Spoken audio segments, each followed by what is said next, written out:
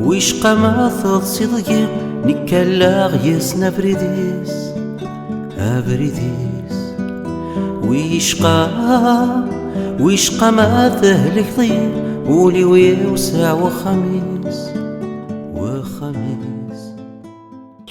Sous ma mienne, et puis de la mise à l'écart politique d'Arben, pourquoi, et puis son assassinat. Et vous allez être surpris parce qu'il y a beaucoup d'idées, de lieux communs qui courent sur cette histoire-là. Vous allez être surpris, vous allez découvrir des choses. C'est des choses argumentées avec des témoignages, etc. Donc si vous voulez, c'est pas de... Je n'ai pas fait un livre de slogan ou de glorification, c'est un livre avec une démarche progressive, avec des arguments. C'est pour ça aussi que je ne peux pas répondre quand on me dit qui a tué Abel. Je ne peux pas dire c'est Flan qui a tué Abel, parce qu'il y a une démonstration. C'est comme vous posez un problème mathématique, il faut démontrer. C'est une démonstration, on ne donne pas le résultat. Donc voilà. Donc je me réserve le droit de répondre avec beaucoup de nuances concernant des questions qui me paraissent un peu prématurées par rapport à ce que j'apporte dans le prochain livre. Donc le débat est ouvert, toutes les questions sont les bienvenues et c'est avec un grand plaisir, c'est pour aller répondre à toutes les questions, sans tabou.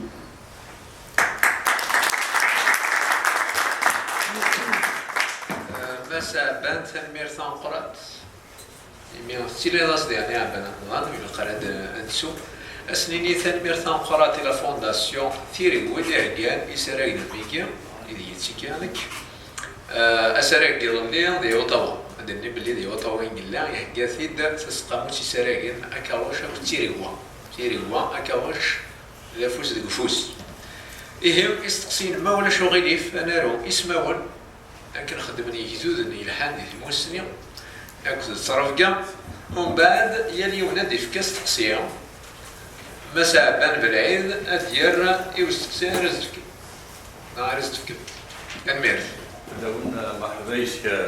À 15 ans, bien.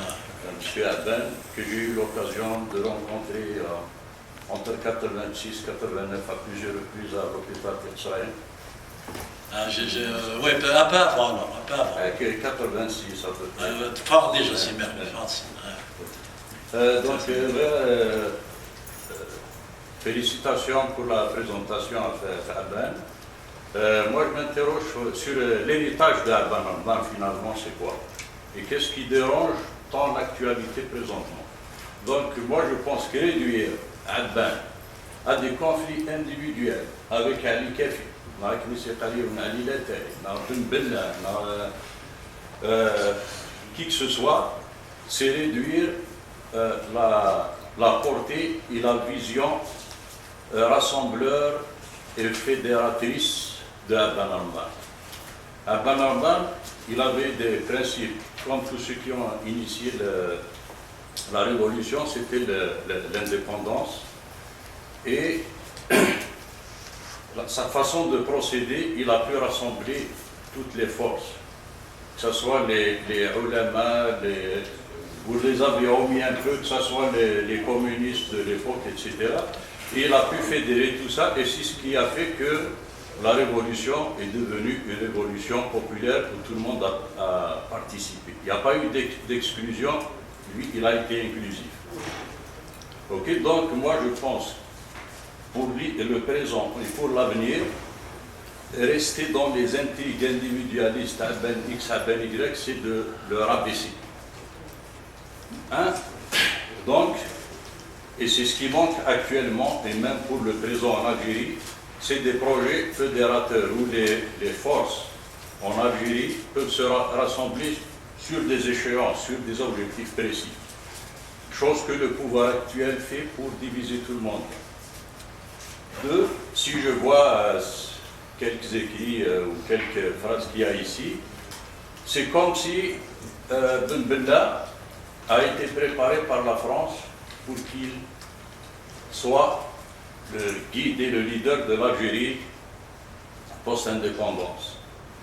Si on parle de ce postulat, dont moi je doute, peut-on dire peut-on dire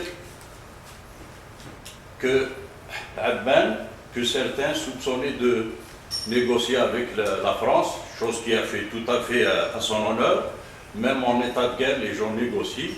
Est-ce que la France n'a pas vu en lui un leader et un négociateur incontesté? Ils sont indirectement impliqués dans son assassinat. Non, on répond.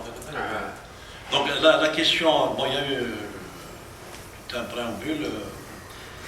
D'abord, il faut que je rappelle qu'hier, il s'est agi justement de présenter tout le projet de Abban à la lumière de ce qui se passe dans le présent. En fait, l'héritage soumamien, pour reprendre un peu ta critique, c'était tout le thème de la conférence d'hier. On m'a demandé en fait, de présenter presque le livre, le deuxième livre. C'est pour ça qu'on parle un petit peu de ce qui s'est un peu de la place de Abban et de Ben Bella dans la Révolution. C'est pour ça qu'on parle aujourd'hui de cela et on réduit ni Ben Bella ni Abban à ces querelles. Je pense que ça, tout le monde l'aura compris. Deuxièmement, donc tu parles d'un postulat que Abban aurait négocié avec la France. Et donc, est-ce que la France n'aurait pas vu en lui un chef? Et après, je n'ai pas compris si c'était la France qui a téléguidé son assassinat ou c'est les autres qui l'ont assassiné parce qu'ils négociaient avec la France. Ça, je n'ai pas bien compris. Donc le postulat déjà à la base n'est pas bon parce que c'est l'accusation de Kafi. Abban aurait ouvert des canaux de négociation avec la France, mais on peut chercher dans tous les médias de l'époque. Kafi lui-même a été condamné puisqu'il n'a pas pu fournir la preuve de ce qu'il pensait. C'était en fait quand cette accusation a été donnée une année après. Une année après, quand Abban a été liquidé, il fallait trouver quelque chose. Et jamais, y compris les principaux protagonistes de son assassinat, n'ont évoqué cette histoire de négociation avec la France. Je rappelle d'ailleurs dans le livre, ce pamphlet, que les négociations, c'est quelque chose de tout à fait naturel. Même si Abban a vu, par exemple, Mondouz, il a vu Maître Stib, il était tout à fait normal. J'ai écrit la phrase comme ça, quelle est cette imbécilité fondamentale qui fait qu'une guerre qu'on commence, qu'il ne faut pas négocier? Quelle est cette imbécilité qui fait qu'on ne doit pas négocier? Quand on commence une guerre, c'est pas négocier. J'ai écrit un article il y a quelques années, j'ai dit qu'Abban avait une vision kantienne de la guerre, c'est-à-dire qu'il fallait de toutes les façons ménager la porte à une négociation future. Mais jamais, au grand jamais, Abban n'a ouvert de canaux de négociation secrets, en tout cas, tout seul avec les Français. Et il faut lire, tu l'as lu le livre ou pas? Ah ben donc il faut le lire, là je te renvoie, il faut le lire. Voilà, donc je ne vais pas rentrer encore dans la démonstration, mais il n'y a jamais eu ça. Il y a eu des négociations secrètes. Abban, chaque fois qu'il était contacté, il renvoyait vers la délégation extérieure. Donc ça, quant à l'implication de la France dans son assassinat, les nôtres sont suffisamment grands et débrouillards pour l'assassiner tout seul. Ils n'avaient besoin ni de la France, et je dirais même ni de l'Égypte, ni de la Tunisie. Ça, je montrerai quelques nuances par rapport à ce que je viens de dire dans le livre. Voilà, je ne sais pas si j'ai répondu correctement à ta question. Oui, ça.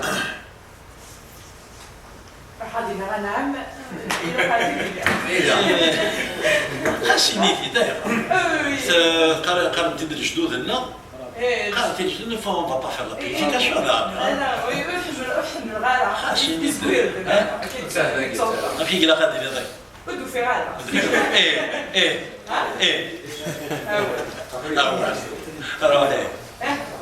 دونك سقسي مزوالو في كونغرس دا سومان بغيت نعرف شو ممكن مزيان et la religion ou que c'est une question de fond. Oui, ما غاد في الكتاب. ساعة زرب سينا بعد أنا مالي. Je ne vais pas rentrer dans les détails, l'un des reproches de Ben Bella aussi à Cornelia Soumam, j'ai dit qu'il faisait de la surchauffe idéologique. Il exprime les principes islamiques. L'un de la proclamation de novembre, c'est les principes islamiques. Les Soumamiens, dont Abban, et que Zirout, Itzalla, Belmehidi Itzalla, revenons que c'est les principes islamiques. Pourquoi? D'abord, il voulait montrer que la révolution algérienne est une révolution qui a une visée nationale. C'est pour libérer une patrie, c'est pas du djihad. Deuxièmement, la vision soumamienne, c'est le rassemblement d'une nation plurielle avec des Européens, des Juifs, des musulmans. Donc ce serait malvenu d'introduire les principes islamiques. Troisièmement, pour les soumamiens, l'œil du monde entier était braqué sur la révolution algérienne. Si vous faites la guerre pour la religion, que l'on ne vous soutient pas, surtout le monde occidental, c'est un monde plutôt laïque. Et l'opinion publique française aussi, qui comptait beaucoup, qui devait influer sur son pouvoir politique pour l'amener à la table des négociations. Ce qui s'est passé d'ailleurs par la suite. Donc, pas de religion dans la plateforme de la Souma. C'est la question, vous avez répondu. Et Ben Bella a reproché ça aux Soumamiens en leur disant pourquoi vous avez évacué les principes islamiques. C'est la deuxième, c'est la langue, c'est l'identité. Alors il faut se resituer aussi dans le contexte de l'époque. Nous étions en 1956, on était à 6 ans de la crise identitaire de 1949. Donc c'est un problème très délicat. Le Coran de la Souma n'a parlé ni de l'arabité, ni de la mazirité, ni de l'islamité, ni de la question sociale. Tout ça a été évacué. Pour les Soumamiens, la question sociale, un manual les libéraux, capitalistes, non les socialistes, ça c'est le peuple qui va décider après l'indépendance. La question de l'identité, on ne parle pas de la seule chose qui compte, c'est on n'est ni Orient, ni Londres, ni Moscou, ni Washington, ni Le Caire. Ni identité arabe, ni identité occidentale, et on ne pose pas la question à Mazir, puisque d'abord à l'époque il était tabou. Deuxièmement, les blessures étaient encore vives. Donc on n'a pas soulevé la question de la langue et de l'identité. La seule, en creux, le seul mot qui était martelé dans la plateforme de Souma, c'est la citoyenneté. Et d'ailleurs, quand on projette une nation plurielle, avec différentes confessions, il n'y a qu'un seul dénominateur commun, c'est la citoyenneté. C'est terminé, tu exclus les autres. Or, la révolution algérienne à l'époque avait besoin du soutien de toutes les tendances, y compris les Européens et les Juifs. Il y a eu ce qu'on appelle l'appel aux Juifs de la Congrégation. Ils ont fait un appel pour que les Juifs reviennent à leur patrie d'origine, parce que le décret Crémieux souffrait, c'est la communauté indigène. Il leur a dit je vais dans les niveaux sous les lois de Vichy. Ils vont encore vous écraser. Donc on ne peut pas d'un côté appeler les Juifs, les libéraux, les chrétiens pour leur dire venez dans la patrie algérienne, la future nation algérienne, et de l'autre côté, vous allez être des musulmans.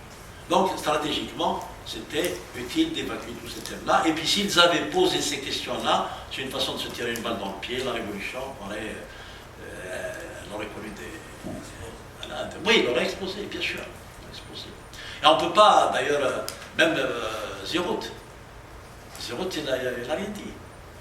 Ben Mehidi n'a rien dit. On peut supposer que Ben Khadda,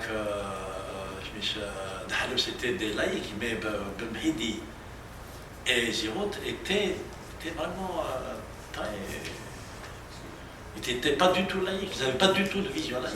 On peut dire que la vision laïque de Ben Mehidi, il l'a un peu acquise au contact d'Abban.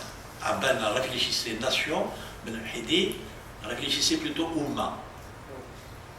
Et donc au contact d'Abban, peut-être qu'Abban il a mis un peu d'islam dans sa vision, et Ben Mehidi a amené un peu de politique et de nation dans sa vision. Voilà, je ne sais pas si j'ai répondu à vos questions.